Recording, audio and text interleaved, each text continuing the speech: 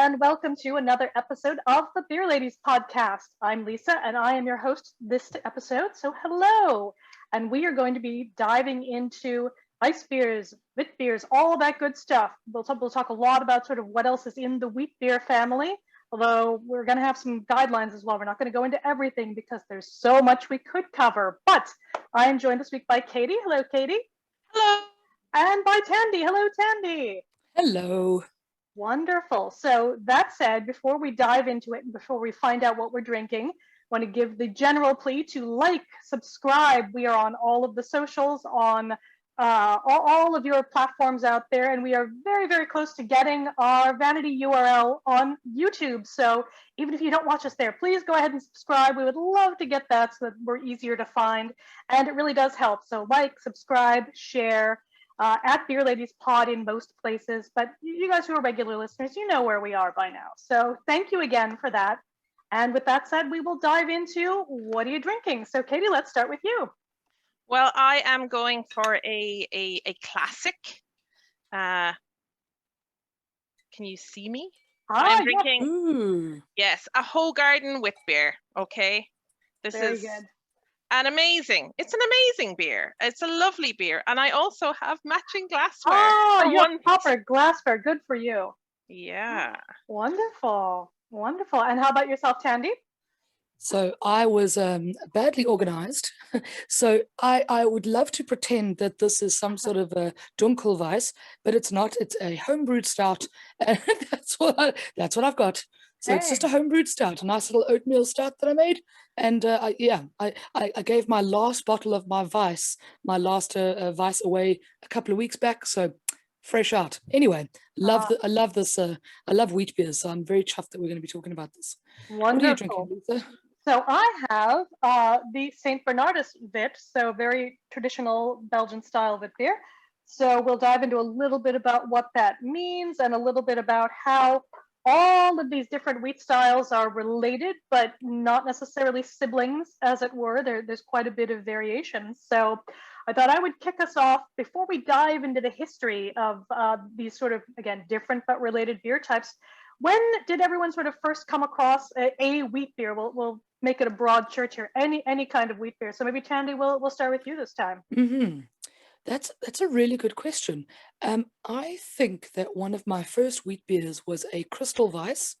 That so it was by a brewery in South Africa called CBC. Their craft brewing company, very original.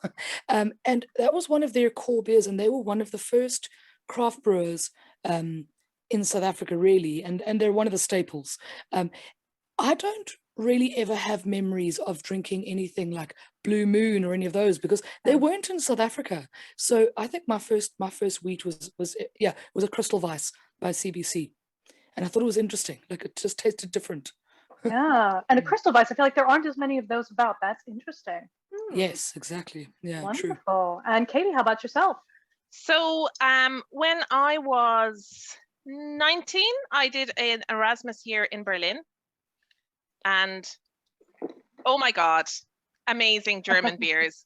And I was like fascinated because they have the tall glassware, and you would see just people sitting outside in the summer with their lemon in it, and it had a nice frothy head, and I tried it and I loved it, and I was like, why don't I have any of this in Ireland, so that started me on a love of wheat beers. I had a boyfriend who was Belgian, so went to Belgium. They have all really nice wheat beers as well. And then came back to Ireland. There weren't that many. And then when I was in Portland, there's a good style there, Widmer Hefeweizen. So Widmer are a brewery. They're the official brewery, I think, of the Portland Timbers. And one of their signature beer would be the Widmer Hefeweizen. So it's big up there in the Pacific Northwest anyway, and I just love the style, and I just think it's a bit forgotten about by Irish breweries, but I have managed to find a few here and there. Yeah, absolutely. We'll talk about that a little bit because I think there's something interesting there. And for me, going back to your Hoegaarden was definitely the first one I came across, and again, this is going back a long ways now. In the 1990s, I was living in London. I was a student, but similarly, Belgians took me under their wing and were like, don't be getting your vodka and Coke. No, we can do better. And they introduced me to Hoegaarden, and they're like, it is a white beer. And I was like, I don't know what any of this means, but sure. But they, sort of led me down the garden path in a good way. Discovered Hoegaarden. And this was right at the time too when Hoegaarden had, I guess, just at that point been bought by what would become InBev, but wasn't InBev yet. And I feel like they must have been already, in air quotes, going downhill, because I could get it in the student union for £1 a pint. So it couldn't have been that great at that point. But for me, it was really a revelation. And I didn't, know enough that I should be judgy about who owned it at that point, as a thing that we know beer people like to do. And I think we'll get a little bit more into this in the history of sort of is Hoegaarden kind of that template for big beer coming in and, again, air quotes, ruining the sort of interesting craft beer. But we'll talk about that. But we'll sort of dial it all the way back first. So there's, obviously wheat beer going back to at least 3400 BC. The Sumerians are making beer from wheat. The Egyptians are. It even comes up in the Code of Hammurabi, but that's about 1700 BC, talking about how you make and dispense beer made with wheat. But very much we're going to focus kind of on your Belgian ones, your German ones, and then a little bit sort of, I feel like, what's come into the sort of miscellaneous sort of American wheat category. We can kind of throw everything and the kitchen sink in that one to a certain extent. But I think maybe, Katie, going over to you, what did you know kind of about, or what did you discover about sort of the history of maybe the German ones? We'll start there, and I can always fill in as needed. So German wheat beers. So there's quite a few of them, actually. And I found that it varies geographically slightly as well.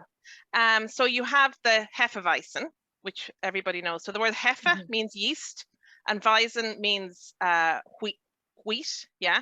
And they're all commonly known as Weissbier, which is a white beer, which is similar to the Belgian wit beer, or in French it's beer blanc or something like that. Yeah, they're the only ones who don't have the W in it. They go their own way, but yeah. And so that is the main one. Then you have the Dunkelweiss, which is where they roast the malt to give it like the different the darker color, but it still has a lot of the Hefeweizen flavor. You also have the Weizenbock. You both love a good one. A good one. And then there's like the Berliner Weisse, which is like a sour beer, but it's brewed with wheat. And then also in like around Leipzig, they have their own goose, which is a wheat goose, but they add salt. Oh, that's a goza, yeah. Salt, yeah. So it's like all over Germany they were doing stuff with wheat. And I think there was the Reinheitsgebot. I don't know, does it allow wheat? Well, and it does not, and it is sort of a political response to one family really having so much power brewing wheat beers that other sort of German princes are like, hang on now, and try to kind of shut that down. So it's fascinating that the sort of myth version is there wasn't enough wheat to make bread. Well, there wasn't enough wheat to make bread and make a profit for a particular set of sort of these different German princes. So there's actually a whole rabbit hole you can go down, sort of studying the family that just controlled all of this, especially in the sort of 16th and 17th centuries. There's all kinds of political marriages and all of these things, all about controlling essentially the wheat beer trade and distribution. And then everyone else comes in and is like, no, Reinheitsgebot, no, we're not going to do this. But they still were allowed to do it. They just maintained this essentially this monopoly on it. And it's fascinating how much this goes into sort of the politics of it. And this is over hundreds of years that it carries on, and it's fascinating. And they don't. I wish we knew more about kind of exactly which ones were they doing. Like, we know that they were probably brewing something like a Hefeweizen or similar. Probably would have been darker, like a Dunkelweizen. I love a good Dunkelweizen myself. Same. But it's we just don't know enough about what they would have looked like. They wouldn't have been in a pretty clear glass, so I'm sure they weren't that sort of yellow frothy kind of color we see now. But it is a fascinating story, and it doesn't really trying to think of a good phrase for it. It's very much its own thing. It's sort of very insular, but also it gets traded and, goes all over the place. So I don't know, Thandi, what have you found? And there's obviously its own brewing methods too. It's very distinctive. Yeah. So, Well, before we get onto that, I'm confused. Okay, just help me out here. So the Reinheitsgebot, right? It didn't allow for wheat because wheat was supposedly for beer. So what came first then? Beers brewed with wheat, the Reinheitsgebot, which I know was also local, only to Bavaria. But how does it all fit in with each other? it's a really good question. There's definitely also beer just made with barley. There's beer made with barley and with wheat, probably some other grains too, really, whatever you could ferment, oats, things like that. But I guess it was just less common in Germany, or what would become Germany, especially to be throwing the oats in, because they don't outlaw it. So you kind of guess that it wasn't a problem, again, in air quotes, the way they do sort of semi-outlaw the wheat. So it's an interesting question, and it's all very, I think what we're seeing is very local patterns of production and consumption, and people wanting to control that trade. So if you can sort of say, no, here we only do it this way, you're sort of changing the production style. So yeah, I found that it's like there were the kind of the more regional you got. yeah. It seems like where central. I mean, what was it? Prussia? No, it wasn't Prussia. What was it before it was Germany? So a lot of this is, we're looking at Bavaria again, where lagers are going to, become, number one, and is effectively going to crush wheat beer later, when we get into really the 20th century, until it makes a resurgence, as so many of these very localized styles do. But it's fascinating that, there are all these very almost sort of hyper local. Yeah, they were drinking local. That was what they were doing. So. Yeah, and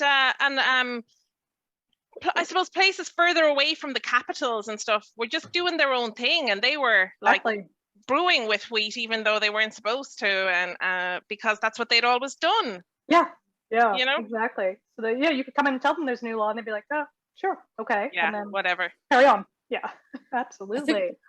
I think we need to do an episode on Reinheitsgebot, like just actually how it came about, and what it actually affected and what it didn't, because it's fascinating again to me that a country that is really well known for its wheat beers also had this law against using wheat. Like it's bonkers to me.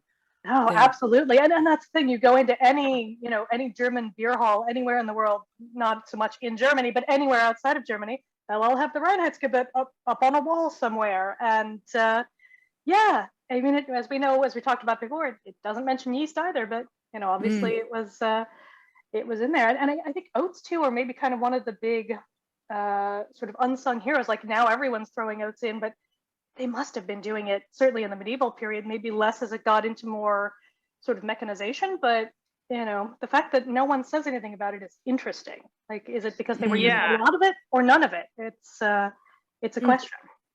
Yeah, that's interesting. Well, let me give a bit of an overview then on like the different kinds of wheat beers and what you might look for when you're tasting and brewing them. So, I mean, Katie, you gave a lovely overview of the different styles. I mean, in my head, and I know it's there are families kind of wheat beers, but there are, the German wheat beers is your Weiss. Those are the ones that typically taste like banana or clove, or a balance of both, because I mean that's really what you're looking for. And sometimes bubblegum, sometimes a little bit of vanilla. So those are brewed with 50% or more wheat in the grain bill. Normally it's a mixture of wheat and Pilsner malt. I brew mine at about 50-50, but I know a lot of people who go upwards, even 70% wheat, to make their Weiss beers. Now, those flavors, that banana and clove that you get from a Weiss, a German sort of Hefeweizen or a wheat beer, is from the yeast mostly. It's actually not. It's not from the malt. So it's a really interesting thing, because when you go on the other end now of the family, like the American wheat beers, because they use a different yeast, they're a totally different beer. They're made also with wheat. So any part of your grain bill can be wheat, I guess, but for it to be a wheat beer, it's got to be a significant part. So at least 30% should be wheat normally. And those beers, American wheat beers, are hoppier. They're made with wheat, which will add its own flavor, like its own almost bright citrusy kind of flavor. And they're, because they've got a different yeast, they'll use a clean yeast, like a clean sort of American yeast. That's why they don't taste anything like a Weiss or a Wit. And it's the same with the Wit.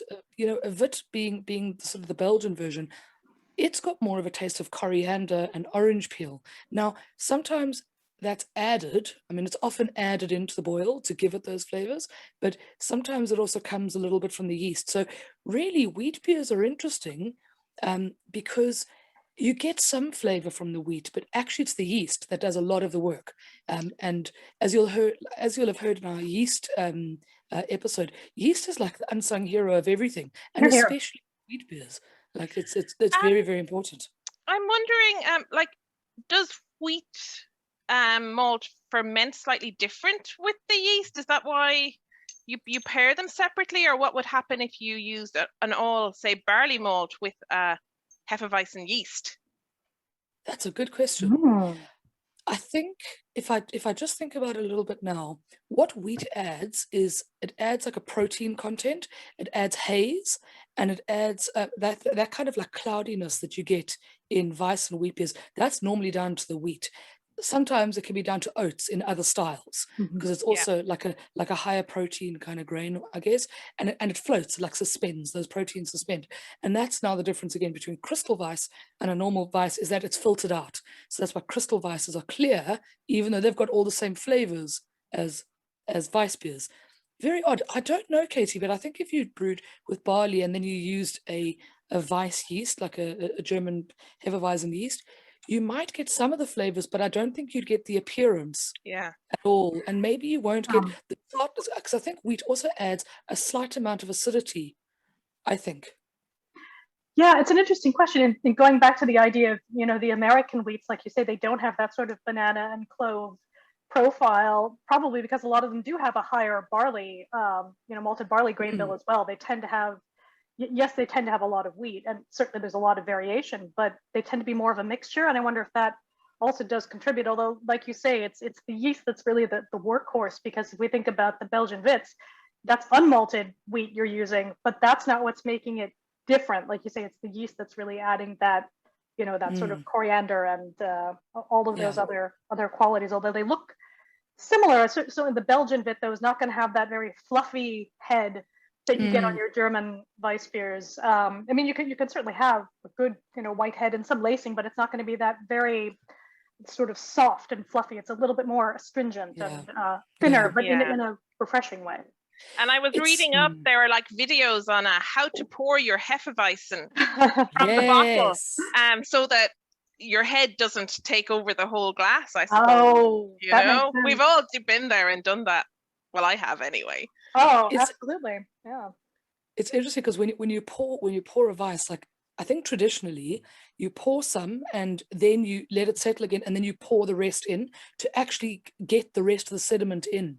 Like, with other bottle conditioned beers, you might try and avoid that sediment at the bottom just because it'll, can upset your stomach and various things, but not bad for you. It's just, it'll make you regular the next day. But with Hefeweizens, and they're generally bottle conditioned. That's one of the other kind of things about them.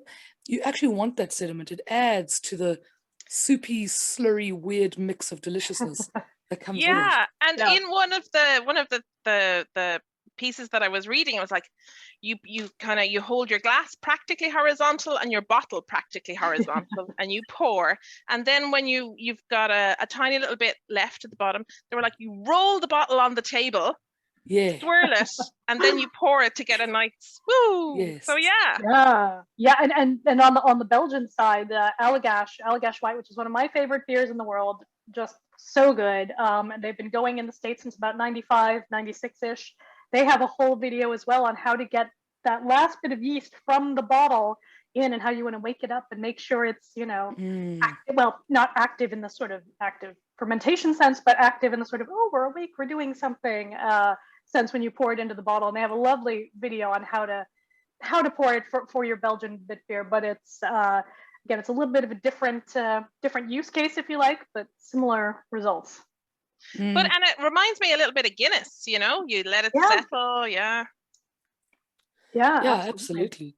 And it feels part of it, the way that you pour it in 2 steps, like it just Yeah. feels part of what you must do Yeah. with one of those beers. Now, I wouldn't do that with an American wheat, but those to me are really interesting beers too, because whatever the wheat is adding, and I think it is just a little bit of acidity, it's a bit of protein, it's a bit of a creamier mouthfeel. There's a few things that wheat will add, but I think it goes really nicely with the kind of citrusy hops that you often see or find in an American wheat beer. It's a beautiful beer, or beautiful beer style. It's lovely when it's done right. Yes, when it's done right. I think I feel like even before we got into the milkshake IPAs and things like that, there was a trend, I would say a few years back, that maybe people didn't notice as much, to throw whatever crap you had sitting around your brewery in your American wheat ale, just for lulz. And so, that could be whatever fruit you had. Sometimes that was good, and other times not so much. But I think that was kind of almost the training ground, if you like, for that trend that we're still seeing now, where stick it in, what could go wrong? And I see less of it now. So I wonder if maybe the wheat beers were just a little bit too delicate, perhaps, to have that kind of harder to hide your mistakes than with a 7% IPA. But and I do, like, I used to drink a local Raz wheat up in Portland. It was absolutely gorgeous, actually. It was lovely. But absolutely. they did try lots and lots of different weird stuff. Yeah, and I think a lot of those maybe never made their way over to Europe, maybe for obvious reasons. I don't know how well they would ship. I don't know if you would have had that exploding can thing that you've had in the last couple of years, but I don't know, very, very strange thing. And next year it'll be a different style that we're throwing everything in, but it'll just keep evolving.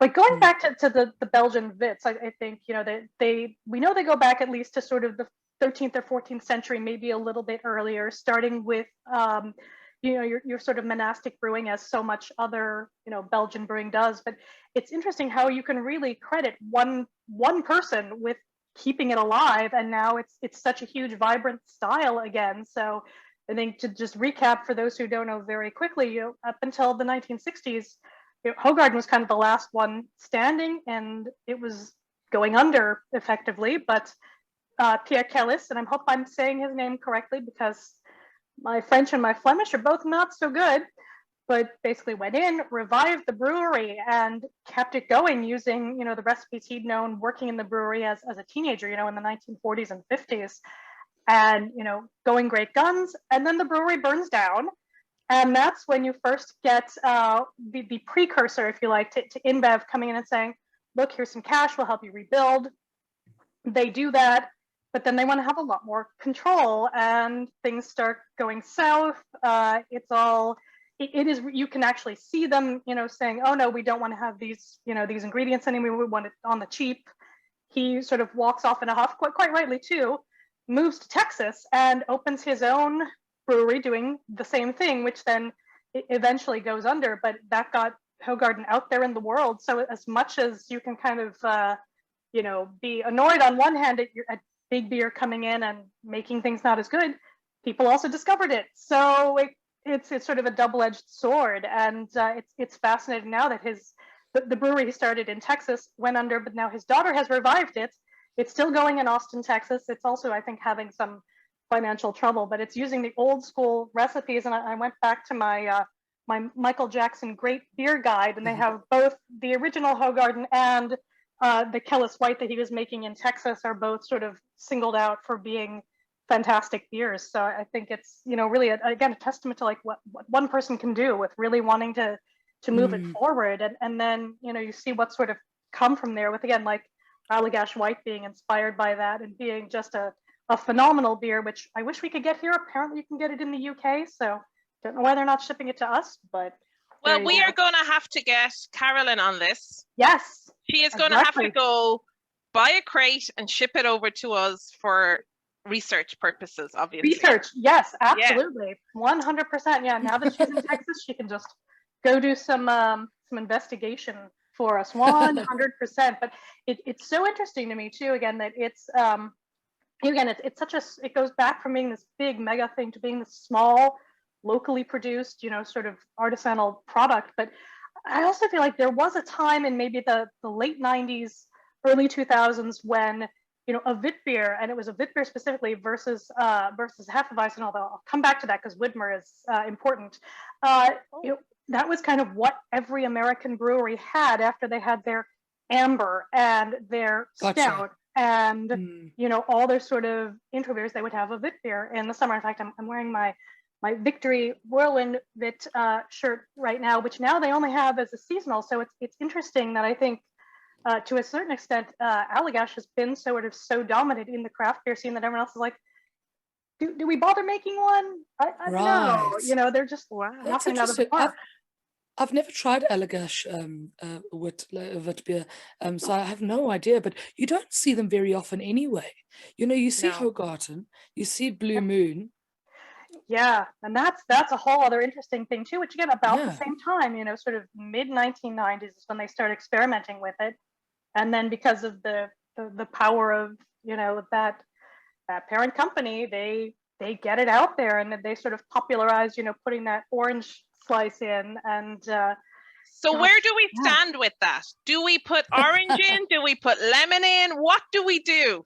It's a funny thing because the Oxford Companion to Beer, and I think that particular entry was written by Garrett Oliver in conjunction with someone else, they are very disdainful of this. They're, no. So, excuse me, whereas I'm like, let's not harsh someone else's buzz. If someone wants to throw it in there, why not? Even if it's not, traditional. But that said, I feel like you need it if you're having the Blue Moon, because I think it's so sweet. You need something in it to kind of temper that a bit. Yeah, because I feel like you don't have that with your Allagash White. Though again, you want to throw some fruit in, go for it. All good, or certainly with even an original. Another one that I found that was quite common in the US was Shock Top, which is another. Oh, yeah, and that one is just bad. Yeah. It's so sickly sweet. But these styles are not meant to be sweet anyway. They're meant to be very delicately balanced between the breadiness that comes from the wheat and the different grains, and it's got to actually have that bready character. It can't be missing that. It can't be so banana-y or so clovey or so coriander, so orange. Like, it has to be so finely balanced that it's one of those things. It's another one of those kind of German engineering beers in a way that it's actually so. It's not harsh or tilted in any one way. It's just a little delicate balancing act, and it's weird to me, like when you find people homebrewing various of these styles, whether it's Wits or Weiss beers, you often find like they're very heavily weighed in the one side or the side. I don't know where I was going with that, but yes, that's what I want to say. It's very delicate. So the idea that something is sweet, whether it's a Blue Moon or whether it's another one, that's wrong. That's just not the way it's meant to be. Yeah. Exactly. And I think, and to go back to, we'll go back to sort of the German style. I was doing a little bit of digging because, the Widmer pyramid, in the Pacific Northwest is certainly kind of the first one that really took off. But I also noticed there were a couple going sort of from the end of Prohibition, especially up in kind of the upper Midwest, until kind of the 1980s, that were still making or kind of what we'll call old school Hefeweizens up until, sort of 86, 87. But, before, in a sort of pre-craft beer period, they were still just old school sort of German style breweries.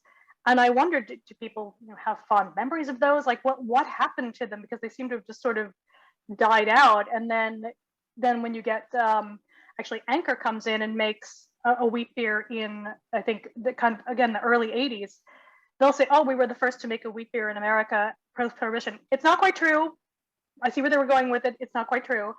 There were these others that were carrying on as sort of legacy brands. But again, it's interesting that I feel like the German style ones are much harder to find now in the States. They tend to be the Belgian inspired, with the exception of the, Pyramid, Widmer, in the Pacific Northwest, and in some places here and there, again, that typically had German populations. Victory Brewing in Pennsylvania, not only do they have a great wheat beer, but they have a lot of, they do have a Weiss beer. They more a Dunkelweizen too, actually. That's phenomenal. But again, it tends to be a seasonal thing. It's not year round, but it's very sort of in pockets, at least in the States. And it's, again, just, was there a German population? Yes, no. So it's very different. Whereas the wit beers, maybe because of your Blue Moons and Shock Tops, are everywhere. They're not all good, but they're out there. That's so there. interesting.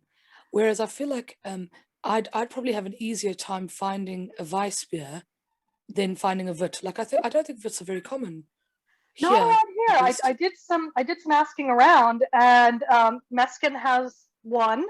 Western Herd has one that's going to come out in the next couple of weeks, again as a seasonal. Yeah, But they have that's about it. Backbeat. It's been out a while, so they they do brew it, I think, every year. Yeah, It's but there really just good. aren't as many. Yeah, it's interesting, No, and there's and, not I, that and I many. get that. I get that it might only be a seasonal, because again, if it's the middle of winter, do you want a sort of lovely, light, delicate thing, or do you need something a little more bracing? Yeah, yeah. But I do think there is room here to have more, like your Dunkelweisens, like that would be lovely in winter to have something that had that kind of warm, fluffy Ooh. feeling Yeah. about it.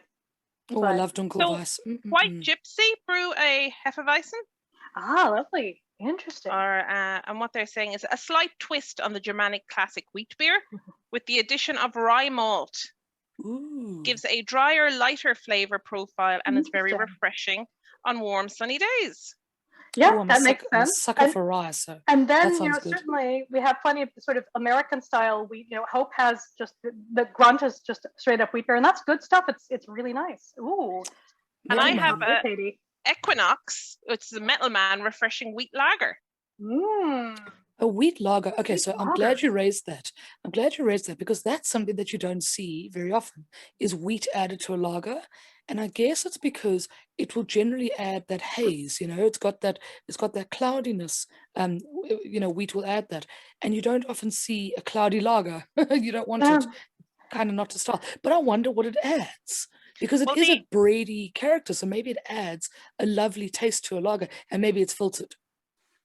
Oh, I can pour it out in a sec. So they've also added orange, lemon, and coriander. Oh, They're interesting. really kind of crossing the streams there. Yes. Yes. Interesting.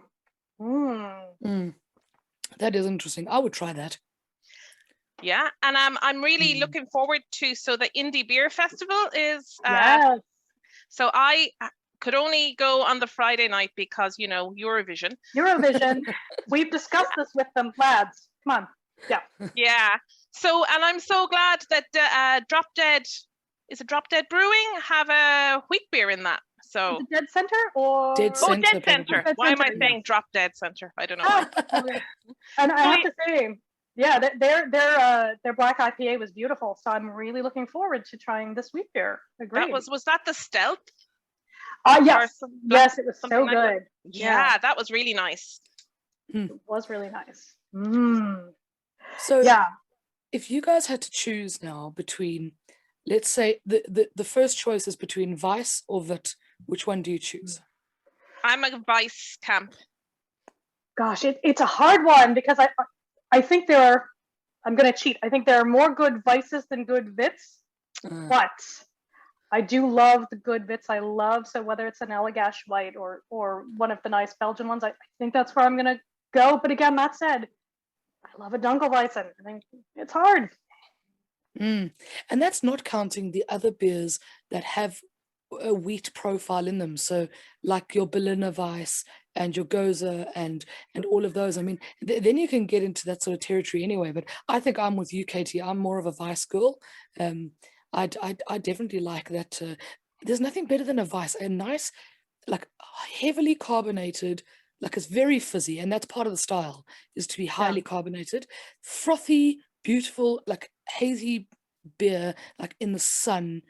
It's just, you just can't beat that. In a beer garden, because we're going to have our outdoor Oh, summer. yes. So, that's the place for it. We just now need the weather. If we could Yeah. drag Ireland down, a little bit couple of towards the degrees. equator, it would be great. Oh, absolutely. Oh, what a great question, though. Absolutely. And I do wonder, too, if we're going to see more of that American wheat beer coming into the Irish breweries, knowing that Hope is very successful with theirs. I wonder if other breweries are going to start adding it, mostly because you can really play around with it. It can be so versatile if you do it right. If you get it wrong, it can be very cloying or just too much. But I think it's an interesting playground where, again, you could say, this time we're going to make it very German, or this time we're going to make it very Belgian, or maybe we're going to do just our own thing with it. So it gives the brewers, I think, a lot of a lot of room to play. I'm sure that, you know, when Whiplash comes out with something, it'll be amazing, and we'll all just be like, oh my god. But again, it's not easy. You gotta know what you're doing. So Yeah, yeah. It's weird because when you're making these kinds of beers, now I don't know about Wits as much as I know about Weisses, but when you're making them, it's a very simple kind of recipe. It's generally 50% wheat, 50% Pilsner. Maybe you'll add something slightly more just to add a bit of body or a bit of color, but not often. But what's actually tricky about making them is that they're made in a stepped way, like they've got a step mash. So there's different stages at which you rest the grains to get to be able to break down the sugars and to do a protein rest and to do a phenolic or ferulic acid rest. You do all of these weird little steps, which makes me think that there's definitely something to the way that Germans brew beer, because it can be a very simple recipe, but because of the way it's made, you know, that's the fourth ingredient, is the process or the method. It's not simple at all. It's not a simple beer. yeah. I mean, that's just now a vice, but it's so interesting to me how those things can affect the flavor and the taste, and they're all there to do something specific. So generally, the first one is a ferulic rest to give you the clove. It allows the clove to come through. Then there's a protein rest to make sure that all the sugars can come out and that things can be broken down. Then it's the next stage, which is the main mash, and then it goes slightly higher just to get any of the to make sure that there's a little bit of sweetness. Like it's so cool. It's so cool. I don't know. Science. Absolutely. Science, man. Yeah. Oh, 100%. Oh, fantastic. Oh, so many interesting things. I don't know, although I feel like we're coming up on time, ladies. Anyone want to have a couple of final thoughts about anything else, you know, wheat beer inspired, or any you're looking forward to? As you say, this summer, hopefully it'll be a little warmer. Enjoy that over in our gardens when we can have, is it 4 people we can have in the garden? But it's coming. I don't know. I don't even bother looking at, well, I do look at the road maps, and then I'm like, oh no, it's so far away until we can have people over. It's no good. You know what? I think my only last thought is that I felt like, at least maybe in the early 2000s or whatever that was in South Africa, every brewery like had a staple, a number of beers that were just brewed all year round. So it was like a stout, a pale ale, an IPA, and maybe a red ale, but a Weiss was always one of them. Like, you get so many Weiss beers in South Africa. No, they're not all good, but I mean, you just get them. Like, it's as if every brewery was like, right, that's the stock standards, you know, like, just do that. And I don't see as many here. You actually see a lot of German Weiss beers, which is great. Europe, yay. But it would be lovely to see a few, even if they were seasonal, because that's okay. Because you want to drink them fresh and generally in warmer weather. So it would be nice to see a few more. Absolutely. Yeah, I echo that. I don't think it's a loved style. It's like people just want to go mad on the IPAs and the porters, and it's like, oh, come on. Absolutely. Give Hefeweizens a bit of love, or a bit of love, you know? Oh, 100%. I think people think that they're boring. Yeah, I think people think that they're boring, and they're not at all. They're wonderful. They're just delicate, and that's okay. Absolutely. And I wonder too if there's, you know, all of this sort of hazy stuff has been maybe training for people to think, oh, hazy beers can really be really interesting, even if it's a very simple, like a simple grain bill, you know, it doesn't have to be anything crazy. Maybe as people get, again, I don't want to say like more sophisticated palates, because that's very sort of judgy and, you know, a little too, what's the word? Just a little too serious. But I think maybe as people get more used to those, they'll try other things that might be sort of historically hazy and give that a try, and at least sort of be like, oh, this is different, and kind of get away from, you know, just the IPA, which is good. We love that, all fantastic. But there's a bigger world out there, you know. It'd be great to see people going out and trying that. And I think again, I would love to see more Wit beers on as a seasonal, or like you say, just some of the Weisses, and especially like, I'm thinking like, when was the last time I've even seen a crystal Weiss? I don't know. Even a German one. Years and years. Yeah, exactly. I haven't seen them either. And it's a lovely style. So I love a crystal Weiss. Definitely. Yeah, absolutely. So as you can tell, we're all dreaming of beer gardens, thinking how nice would it be to be out in the sun, having to wear sunscreen, just enjoying a little bit of, you know, a drink or two out socially distanced from other people, but still outside with other people. So folks, brewers, maybe just put a couple of these in your summer lineup. It'd be lovely to try. And, barring that, Germany, Belgium, go ahead and send some more over to us. I think we'll be more than happy to take it off your hands. So I think with that, we'll go ahead and wrap up. But before we say goodbye again, we want to remind you to like, subscribe. We are on Instagram. We're on Twitter. We're on YouTube. And I can't say we're on YouTube at beerladiespodcast yet until you subscribe. It could be you. So we really appreciate it if you do like, subscribe, share, leave a review. But otherwise, we will see you next time. So I'm Lisa. I'm out. And over to you, Thandi and Katie. Bye, guys. It was lovely to chat. Absolutely. Bye. Till next time. Till next time. Bye. Bye.